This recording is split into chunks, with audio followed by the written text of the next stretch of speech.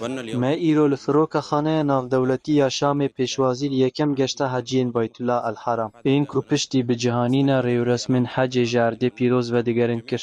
دسته گشتی یا فروکوانی سویل و گوهستن آسمانی همو آمادکاریم پیویست شبو پیشوازی کرن حجیان. و پیشکش کرن حسانکاریم پیویست شوان را بداوی آنین. ام لحجین خوین هجا پیروز دکن که به سلامتی و گریان ولات و ام جوان را حج که مقبول و کده که پیروز دخوازن.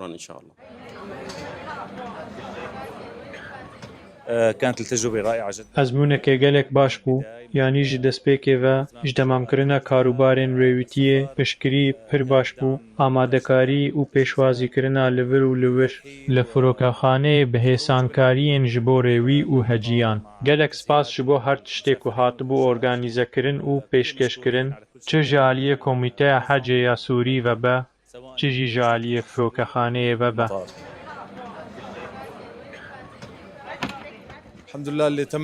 سپاس ji bo Xwedê ku rêwresmên me li ser me temam kirin ku em bi xêr û silametî vegeriyan welatê xwe. Ew rêwîtiyeke hêsan bû ji tomarkirinê heta em gihîştin Erebistana Siûdî.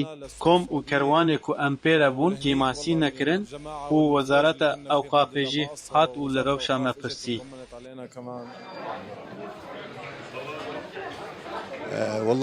ام نها ji hecê vegeriyan û em pir kêfxweşin ku em vegeriyane pêwîtiyeke pir xweş bû, em hêvî dikin ku hemû xizim û hevalên me jî beşdar bibin.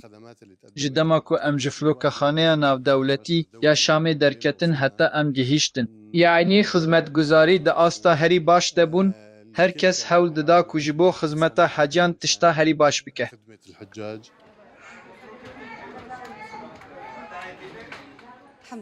سپاس ji bo Xwedê, rêwîtî serkeftî bû, ket û hewlên hatine dayîn, ya û zêde bûn.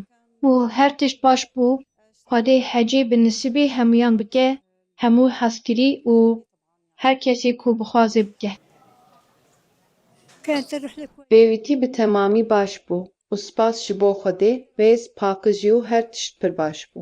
Spas ji bo Xwedê, em niha hatin Xwedê hecê bike nesîbê her bêpar û her bêrîkar, ya Rebbî.